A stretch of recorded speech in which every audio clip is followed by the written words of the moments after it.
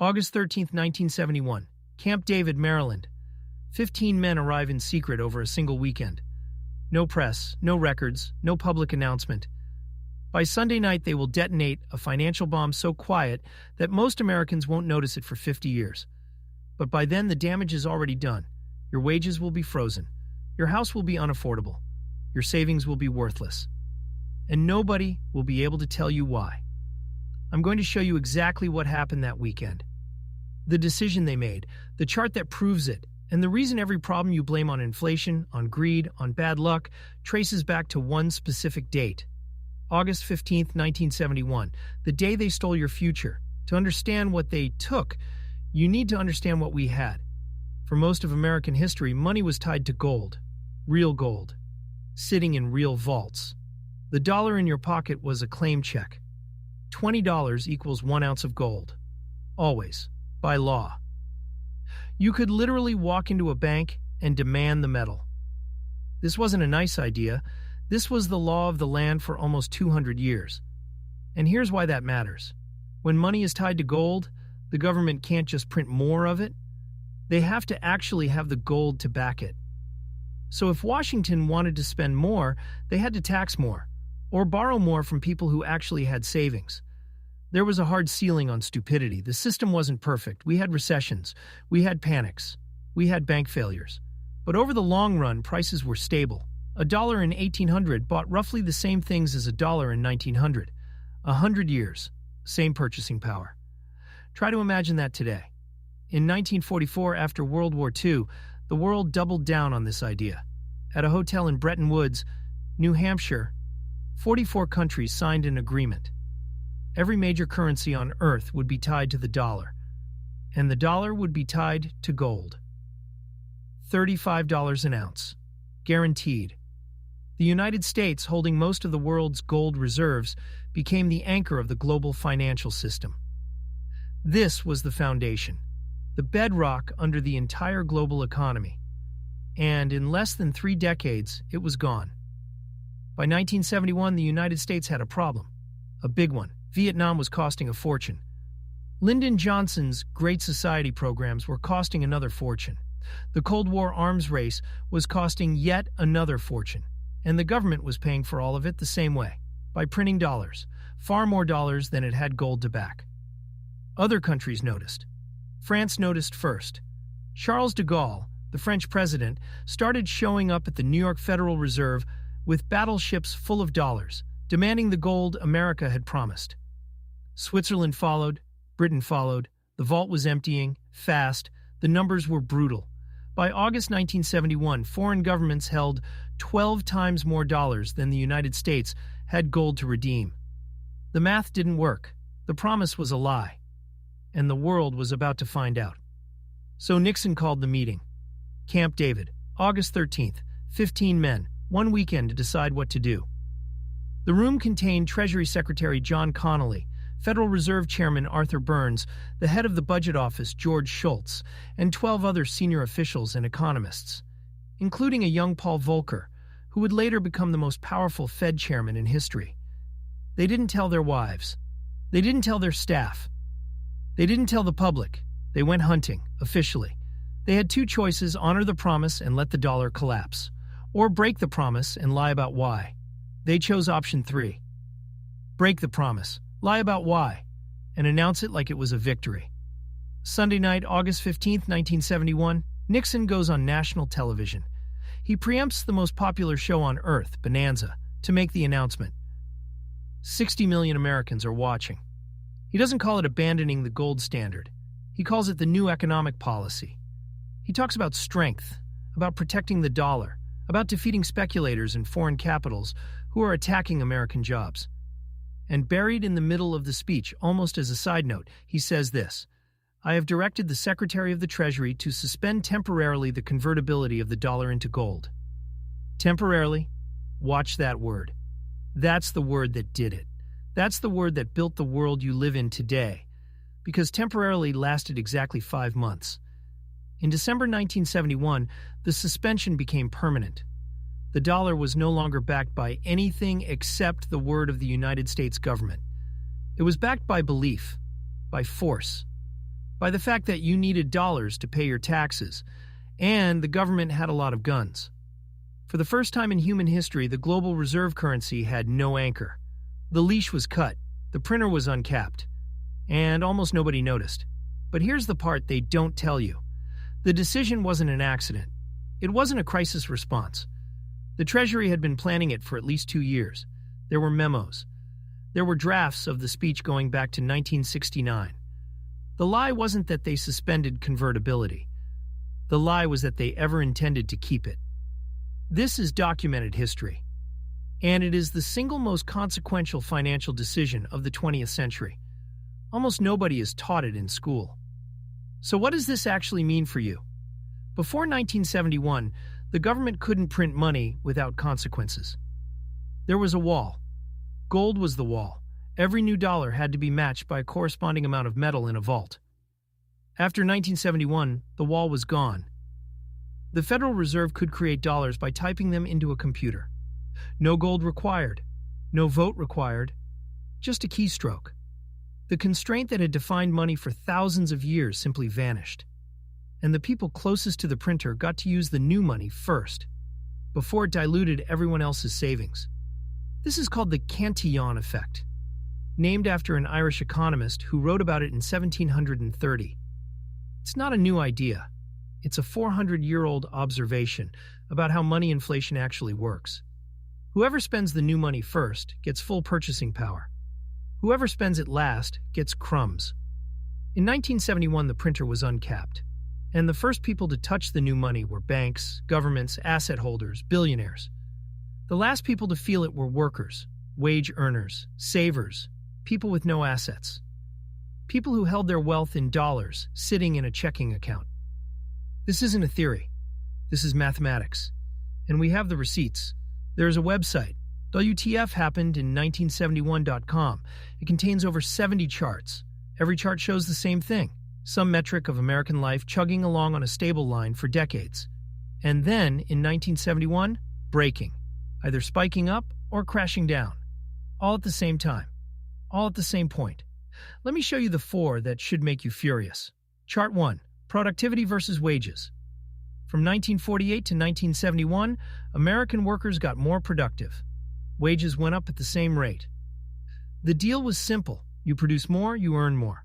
After 1971, productivity kept climbing. Wages flatlined. Today, productivity is up over 250% since 1948. Wages, adjusted for inflation, have barely moved. The gap between what workers produce and what workers earn is now the largest it has ever been in American history. That gap is your stolen future. Chart 2. Median home price versus median income. In 1971, a median home cost about $25,000. Median household income was around $9,000, roughly 2.5 times your annual salary. A working-class family with one income could afford a house in the suburbs. Today, the median home is over $420,000. Median income is about $75,000, 5.5 times your salary. And that's after both spouses started working full-time. Chart 3. The top 0.1% share of wealth. From 1948 to 1971, the wealth share of the richest 1 in 1,000 Americans was stable, around 7% of total wealth. After 1971, it tripled. The richest 0.1% now own as much as the bottom 90% of the country combined. 1 in 1,000 Americans owns more than 900 out of every 1,000. Chart 4. The dollar's purchasing power. One 1971 dollar buys what about 13 cents would buy today. You lost 87% of your money's value, without anyone ever taking it from your wallet. The thief never showed his face. He just typed dollars into existence faster than you could earn them. 4 charts, 1 date, 1 decision, 1 weekend at Camp David in 1971, and the same pattern shows up in dozens of other charts. National debt. In 1971, the United States owed about $400 billion. Today it owes $34 trillion. That is an 85-fold increase. Cost of college. Average tuition in 1971 was $1,132 per year. Today it is over $38,000. Cost of health care. Per capita health spending in 1971 was $358. Today it is over $14,000. Savings rate. American household savings dropped from 13% of income in the 1970s to under 4% today.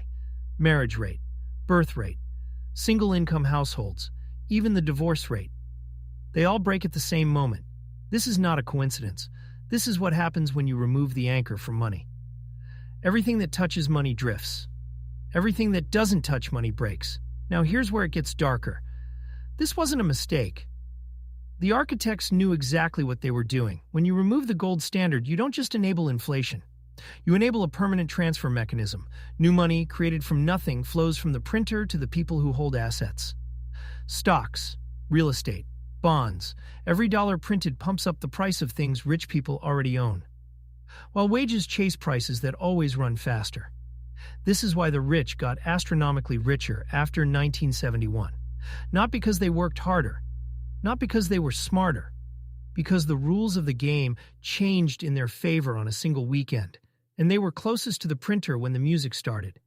And the system is working exactly as designed. The Federal Reserve admits it. In 2019 alone, in response to a pandemic, they printed over 4 trillion new dollars. 4 trillion. More money created in a single year than was created in the entire first 200 years of American history. Asset prices exploded. The stock market hit record highs in the middle of a global lockdown. Real estate became unaffordable for an entire generation. Bitcoin went from $3,000 to $60,000 in 18 months. And working-class Americans got a one-time $1,200 check. Heads they win, tails you lose. Now zoom out. Because 1971 is not the only time this happened, it is part of a pattern that repeats every generation. In 1913, a small group of bankers met on Jekyll Island, Georgia, in secret. Officially, they were going duck hunting. They drafted the Federal Reserve Act. Within months, it was law. The American banking system was handed over to a private central bank. That was step one. In 1933, in the middle of the Great Depression, Franklin Roosevelt signed Executive Order 6102. It made owning gold illegal for American citizens. You had to turn yours in, at the official price, $20.67 an ounce. The next year, the government revalued gold to $35 an ounce. Citizens lost 40% of their savings overnight. The government called it a stabilization measure. That was step two. In 1971, the gold standard was killed for everyone. Citizens had already lost their gold in 1933. Now foreign governments lost their gold too. The transfer was complete. That was step three.